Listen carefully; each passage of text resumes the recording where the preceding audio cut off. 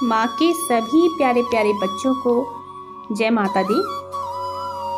माँ का आशीर्वाद, माँ का प्यार हमेशा आप सबके साथ बना रहे। तो एक सवाल उठा है, व्हाट्सएप में किसी ने सवाल किया है कि क्या माँ काली की पूजा बिना बलि के अधूरी है। और लगभग इस विषय में 3-4 लोगों का इसी प्रकार का सवाल है, लेकिन सवाल पूछने का तरीका थोड़ा अलग है। किसी ने लिखा है कि माँ काली की पूजा बिना बलि के क्या नहीं हो सकती। किसी ने पूछा है कि माँ काली को बलि दिए बिना क्या वे प्रसन्न नहीं होती है, बलि देना क्या आवश्यक है। तो आज यही चर्चा लेकर मैं आप लोगों के सामने आई हूँ। ऑडियो को आप अंत, इससे ये पता चल पाएगा कि क्या माँ काली सच में बलि लेती है या नहीं लेती है, क्योंकि कई जगह पे बलियाँ दी जाती हैं और कई जगह पर बलियाँ नहीं दी जाती हैं। सबके अपने पूजा करने का तरीका अलग अलग होता है, माँ को मनाने का तरीका अलग अलग होता है। तो मैं आगे आपको एक माँ से संबंधित एक छोटा सा प्रसंग सुनाने वाली हूँ। इसे ध्यान से सुनिएगा, इससे आपको अंदाज़ा लग जाएगा कि माँ जहाँ बलि लेती है वहाँ क्यों लेती है, और जहाँ माँ को बलि नहीं दी जाती वहाँ क्यों नहीं दी जाती, और माँ कैसे बिना बलि के भी प्रसन्न रहती है। माँ कभी नहीं कहती कि मुझे बलि दो। बलि तो इंसान दिया करते हैं अपनी प्रसन्नता के लिए, अपनी कार्य पूर्ति के लिए। एक बार क्या हुआ कि गुरु गोरखनाथ जी अपने शिष्यों को साथ लेकर तपस्या के लिए एक वीरान जगह ढूंढ रहे थे। तो वो भ्रमण करते करते उस क्षेत्र में जा पहुँचे जहाँ के माँ काली विराजमान थी। माँ को जब यह पता चला कि मेरे क्षेत्र में किसी ने प्रवेश किया है, तो माँ काली गुरु गोरखनाथ जी के सामने प्रकट होकर उन्हें कहने लगी कि ठहरो, मेरे क्षेत्र में प्रवेश करने से पहले तुम्हें बलि देनी होगी। बिना बलि दिए तुम मेरे क्षेत्र में प्रवेश नहीं कर सकते। इस पर गुरु गोरखनाथ जी ने बलि देने से इनकार कर दिया और माँ से पूछा कि माँ बलि क्यों लेती हैं, बलि लेने का क्या कारण है।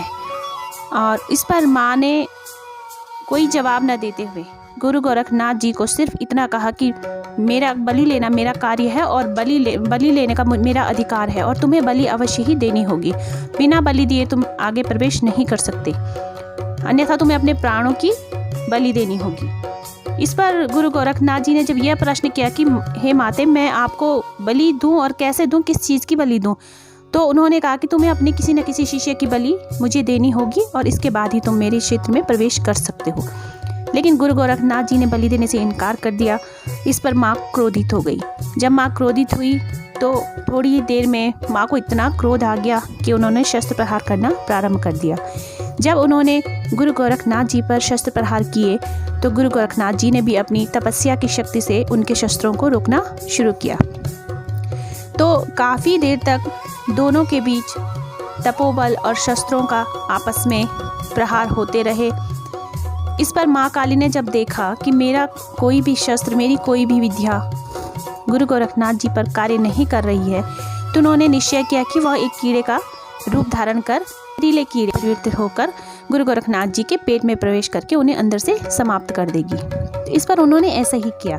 उन्होंने धीरे धीरे एक कीड़े का रूप ले लिया और कीड़े के रूप में आकर वो अंदर गुरु गोरखनाथ जी के पेट में प्रवेश कर गई।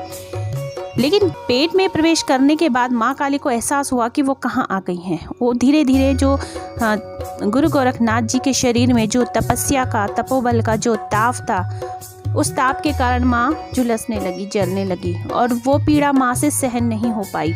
माँ ने कई प्रयास किए बाहर आने के, उस तपोबल की अग्नि को शांत करने के, लेकिन वो उस अग्नि को शांत नहीं कर पाई।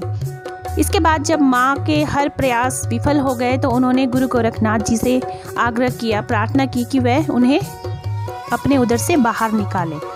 लेकिन गुरु गोरखनाथ जी ने मना कर दिया। गुरु गोरखनाथ जी ने कहा कि माँ, आप स्वयं ही मेरे उदर में प्रवेश आपने अपनी स्वेच्छा से किया है, मैं आपको कैसे बाहर निकाल सकता हूँ।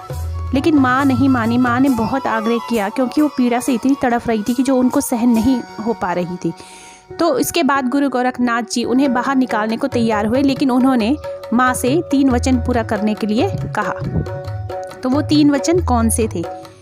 पहला वचन गुरु गोरखनाथ जी ने उनसे लिया कि वो अपने भक्तों में भेदभाव बिल्कुल भी नहीं करेंगी। यानी उनके लिए ना तो कोई छोटा होगा ना कोई बड़ा होगा।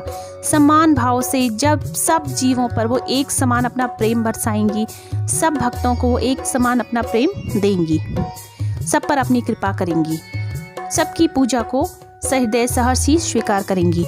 दूसरा जो वचन था वो था कि जिस भाव से जो व्यक्ति आपकी पूजा करेगा आप उसको उसी भाव से स्वीकार करेंगी।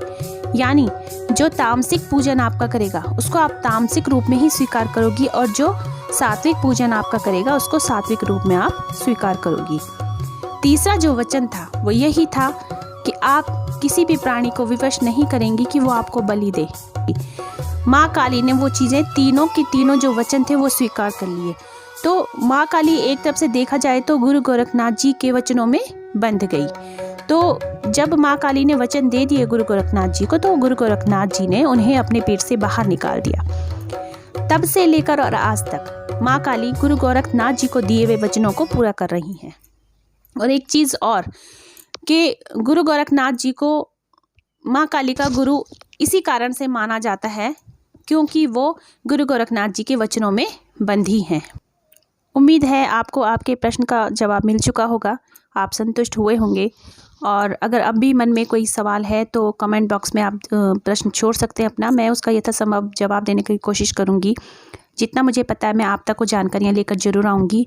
और अगर चैनल में नए हैं, पहली बार आप वीडियो देख रहे हैं तो प्लीज़ चैनल को सब्सक्राइब जरूर कीजिएगा। और अगर को ये वीडियोस मेरी पसंद आती है, जानकारी पसंद आती है, तो प्लीज़ एक लाइक ज़रूर कीजिएगा, क्योंकि आपका एक लाइक मेरे लिए बहुत मायने रखता है।